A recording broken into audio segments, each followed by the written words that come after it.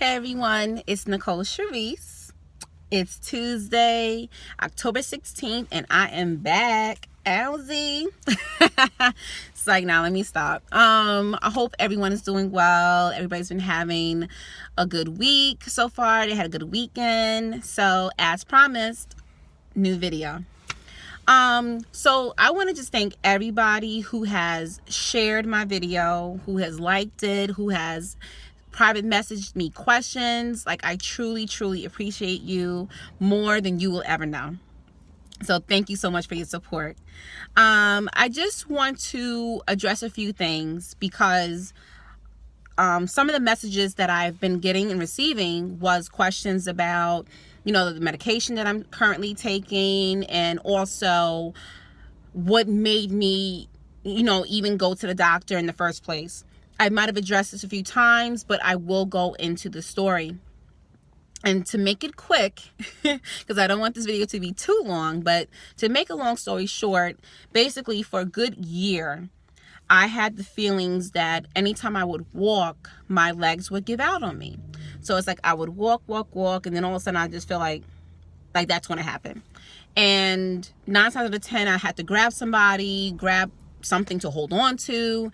And during this time, I thought things like maybe my sugar count was low. I thought maybe, because I was working in Brooklyn at the time, that maybe I was just doing too much. Because sometimes when you're doing too much, your body will let you know, okay, you need to chill out.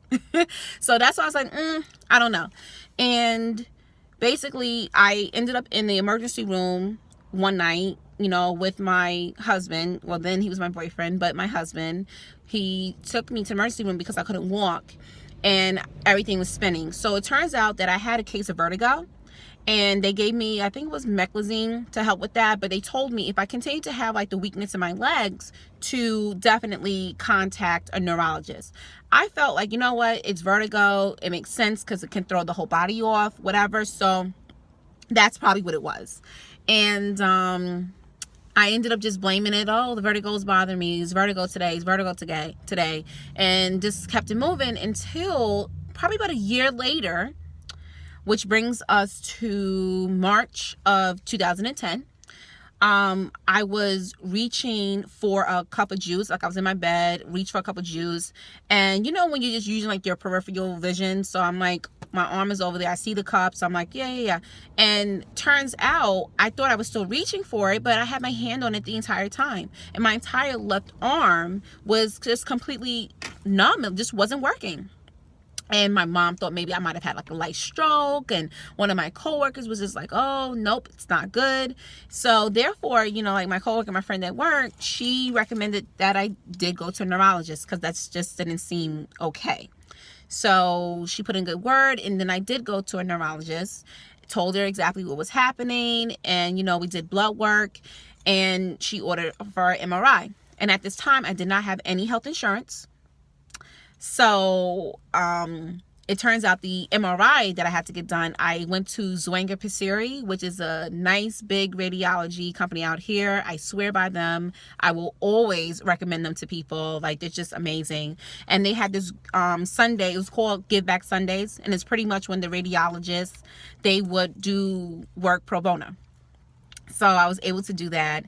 And then I got blood work done. The blood work was to see if I had lupus, B12 deficiency, or Lyme disease. And then, of course, the MRI was to test for MS. Of course, like anyone else in the internet age, as soon as you start hearing different conditions, you're going to Google them, go on WebMD, read them up. That's exactly what I did. And when I went through everything, the only thing that stuck out to me was MS. And of course, I'm like, look, I'm not claiming anything on my body, but this kind of sounds like it is. And sure enough, on April 13th, 2010, I went back to this neurologist, and she showed me the film. And on the film, there was spots on my brain, and those spots represented lesions. And it's from a demyelinating disorder, which in this case was multiple sclerosis. So as devastating as it was to hear the news, as heartbroken that I was, I also felt relief. I also felt like I wasn't crazy anymore.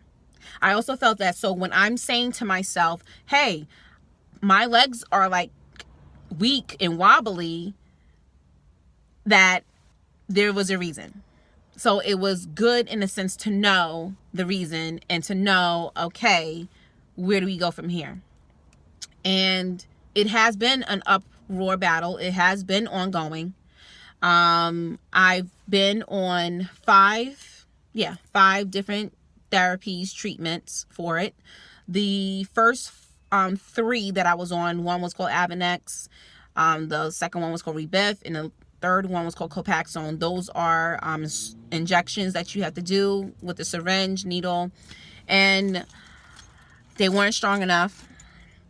I did this pill called Tecfidera, which was new, and that worked pretty well for a while, but then my husband and I decided that we wanted to, try for a baby.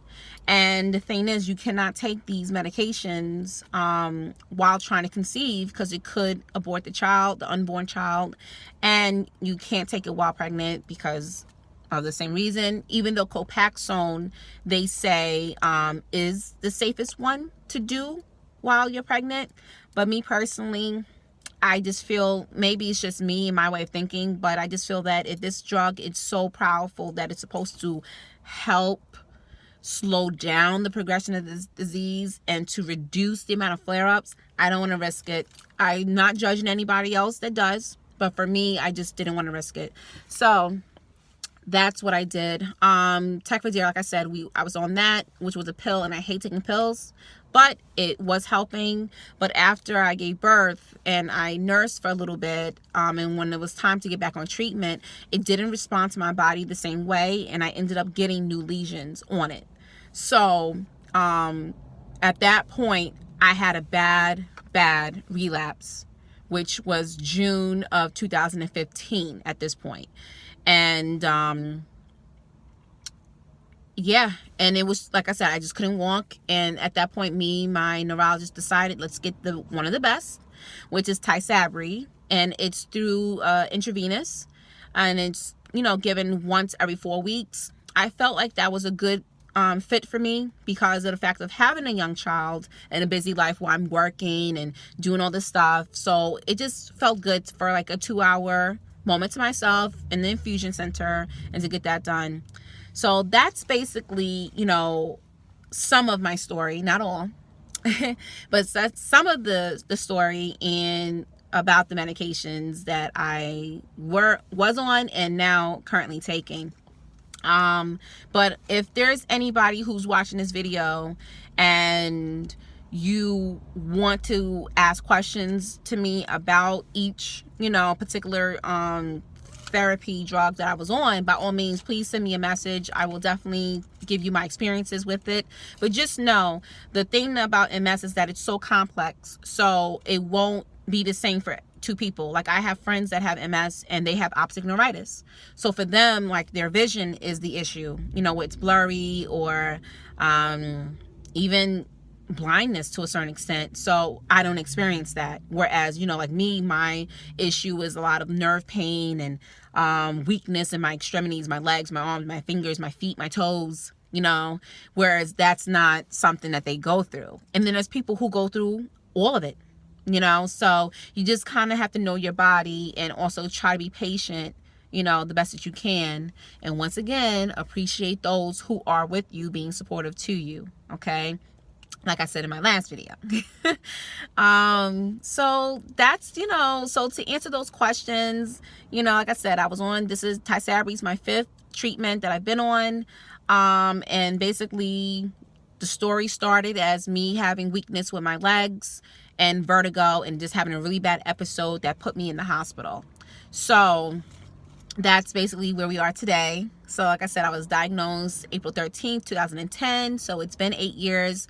But the journey's been something. It's been something, but I'm just thankful that I'm here. I'm able to help support other people, even if they're not battling MS. I have friends that battle lupus, Lyme disease. I've met so many wonderful people through the journey. So, as much as it sucks to have this disease, it's still a blessing because I've met some wonderful people.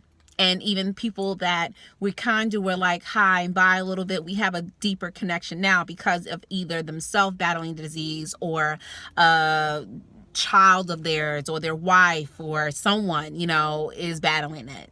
And they sometimes just need someone else to talk to.